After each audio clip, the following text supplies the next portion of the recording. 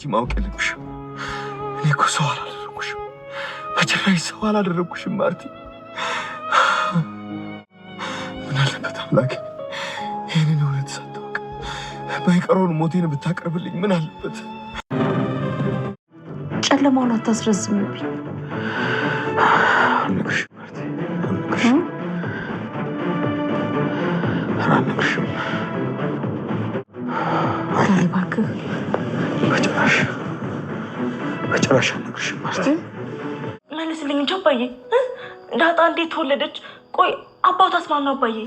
ገና መሆነው ያስጨነቀኝ ነገር ሲፈታ ብቻ ነው። ክፍል ግን ምግብ የገባላት አይመስለኝም። አይ ተዋት፣ ዳሬ እንዳይገባላት ብሏል። የከዛ አባቷ ነው፣ ሲመጣ እንደፈለገ ያድርጋት። እሺ ማይ። ወይዘሮ ማርታ እንግዲህ ዛሬም በጭንቀት ላይ ነው የምትገኘው። አቶ ደረጀን እንግዲህ ከዛሬ ነገ እባክህ ንገረኝ እያለች ብዙ ጥያቄዎችን ብታቀርብለትም እሱ ግን ወይ ፍንክች አባቱ ልጅ በማለት እንግዲህ ሚስጥሬን ይዤ እንግዲህ ሚስጥር እስከ መቃብር ይዞ ለመሄድ እየለፋ ነው የሚገኘው። አሁን ላይ እንደሚታየው እንግዲህ ደረጀ በጣም በከባዱ ጭንቀት ከጭንቀትም አልፎ እንግዲህ ራሱን ለአደጋ እየጋበዘ ነው የሚገኘው። ግን በዚህም ሁኔታ ውስጥ ሆኖ ወይዘሮ ማርታን እንዴት አድርጌ እነግራታለሁ? ይሄማ በጭራሽ የማይሆን ነገር ነው። ምክንያቱም ቤተሰቦቻችን ሊነግራት ገና በአእምሮ ሲያስብ ነው የምላችሁ የሚመጣበት ነገር በጣም ከባድ ነው። በቃ በጣም ከሚባለው በላይ በጭንቅላቱ በጣም ብዙ ነገሮችን ነው እያሰበ ያለው።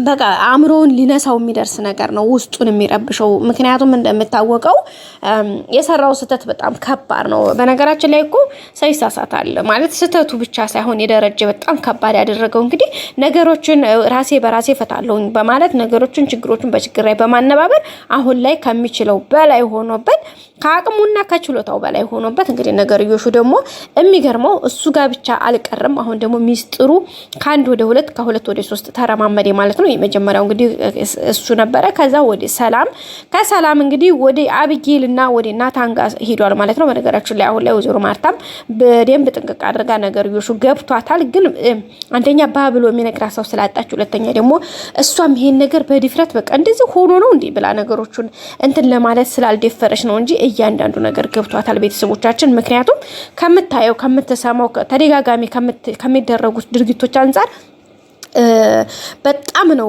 ሁኔታ ነገሩ የገባት ቤተሰቦች በቃ ከምላችሁ በላይ ማለት ነው። ግን ያው ሁሉንም ነገር በጣም ጎበዝ ነች ወይዘሮ ማርታ እንደምታውቁት በጣም ነው በጣም በቃ ይሄ እንደዚህ በቃል የሚገለጽ ነገር አይደለም። ጸባይዋ ነገሮችን የምትችልበት ሁኔታዎችን ለማሳለፍ የምትሄድበት ርቀት በጣም የሚያስገርም በቃ ችሎታ ያላት ሴት ነችና በቃ ትክክለኛ እናትነት ሚስት በቃ የቤት መቤት ማለት እንግዲህ ወይዘሮ ማርታ ነች። እንግዲህ ቤተሰቦቻችን እንግዲህ ለሰዎች የምታደርገው መልካምነት ባሏን በዚህ ሁኔታ ውስጥ እንኳን እያለ ለአንድ ቀን ቆይ ደሬ ምንድነው የሆነው ነገር ሲላ እንደዚህ ሆኖ ነው እንዴ ብላ እንትን አላለችም። እንግዲህ ደሬ በቃ ባክህንስ ንገረኝና አንተም ተጭንቀቱጣ እኔም ልገላገል ስትለው ነበር አቶ ደረጀ ጋር በጭራሽ በፍጹም ከኔ ይሄን ነገር ለመስማት ፈለግሽ ማለት ከኔ ተለያይተሽ የምትኖሪበት አቅሙና ችሎታው አለሽ ብሎ ነበር የጠየቃትና እንግዲህ አስበሽቶታል። እንግዲህ የምትወደው ትዳሯን የልጆቿን አባት አቶ ደረጀ ለሰከንድ ካጠገቧ ሲጠፋ ምን ያክል የምትጨነቅለትን ባልተቤቷን አይ ይሄን ነገር ሚስጥር ንገረኝ የምትይ ከሆነ አንቺ ከኔ ተለይተሽ የመኖር ወይም ደግሞ ብቻሽን ለመኖር ምን ያክል እርግጠኛ ነሽ ነው ያላት ማለት ነው። ይሄን እንግዲህ ሲላት ምን ያክል ከባድ ነገር ቢሆን ነው ይሄ ነገር በዚህ ልክ እንትን ያልከው ደሬ ስትለው ምንም የማይታረም ነገር የማይታረም ስህተት እኮ የለም ሁሉም ነገር እኮ ስህተት ሁሉ እኮ ይታረማል ብላ ነበር እንግዲህ አቶ ደረጀን የነገረችው። ግን ነው የለም አንዳንድ የማይታረሙ ስህተቶች አሉ አላት ማለት ነው አቶ ደረጀ። ግን አቶ ደረጀ እንግዲህ ለወይዘሮ ማርታ ላለመናገር እስከ ጥግ ድረስ ቢለፋም ግን ነገር ይሾ እሱ ባሰበው ብቻ ሳይሆን ባልታሰበ መንገድ አደባባይ ይወጣና ነገር ይሶቹ ወደ ከፍ ወዳለ ደረጃ እየሄዱ ነው የሚገኙት ቤተሰቦቻችን። እንግዲህ እሷም ይሄን ነገር በስታይ በጣም ነው እንትን እያለች እየተበሳጨች ውስጧን በጣም እየረበሻት ነው የሚገኘው ወይዘሮ ማርታ። ያው ቢሆንም ዞሮ ያለውን ነገር እንግዲህ በትዕግስት ለማለፍ የምትችለውን ነገር ሁሉ እያደረገች ነው። ግን ከዛም ባለፈ ያው የሚሆነው ነገር በጣም አስቸጋሪ ሁኔታ ነው የሚሆነው። ከዛሬ ነገር ከአንዱ ብትልም ነገሩ እየተነባበረ ሁኔታዎች እየተደማመቁ ሌላ ችግሮችና አርቶችን እየጨመረ ነው የሚገኘው።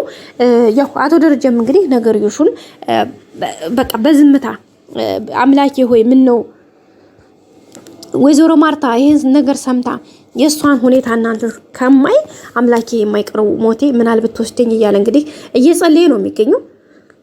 ይሄ ደግሞ ምን ያክል ከባድ እንደሆነበት ነገሩ ዋና ማሳያ ነው። ቤተሰቦቻችን እንግዲህ አቶ ደረጀ በጣም ከብሎታል ከሚቻለው በላይ። ግን ደግሞ ምን ያድርግ ሊነግራት ገና ሲያስብ አእምሮ ውስጥ የሚመጣበት ነገር በጣም ከባድ ነው። እንግዲህ አስባችሁታል። ትናንትና ያንን ነገር በቃ ሂጅ አሁን ለወይዘሮ ማርታ ብነግራት በቃ ከአንቺ ውጪ 2 ልጆችን ወልጃለሁኝ በቃ ወልጃለሁ 2 ልጆች አሉኝ ብሎ ሲነግራት ከዛም ደግሞ የወለድኳቸው ልጆች ደግሞ ከሰላም ነው 2ቱም ልጆች የሰላም ናቸው። አንደኛይቱ አብራሽ የምትኖረው የጓደኛ ልጅ ናት ብዬ ያስቀመጥኳት ዳጣ ናት።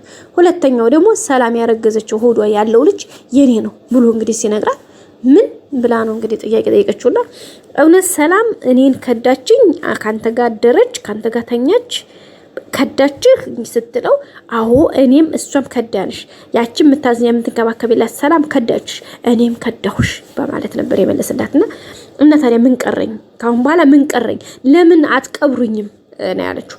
ለምን አትቀብሩኝም ለምን አልቀበራችሁኝም ታዲያ ለምን አካሌ ቆመ ለምን ምን ማንነኝ እኔ ምንድነኝ እኔ እዚህ በማለት እንግዲህ ከጀርባው እንግዲህ ሽጉጧን ሸቀቅ አድርጋ በቃ እኔ ምን ቀረኝ ካሁን በኋላ ሞት ነው እኔ ሞት ነው ስለዚህ ከዚህ በኋላ ለሰከንድ እንድትቆይ ላንተም አልፈቅድልህም በማለት ነው እንግዲህ ግንባሩን ብላ ስትመታው ደረጀ በስመ አብ ወልድ መንፈስ ቅዱስ አይሆንም ጭራሽ መስማት የለብሽም ማርቲ መስማት የለብሽም በጭራሽ አረውሪ ብነወሞት አምላኬ በወሰርከኝ በገደልከኝ አለ ማለት ነው አቶ ደረጀ ምስኪን አይዞህ አቶ ደሬ እንግዲህ የሆነው ነገር ሆኗል።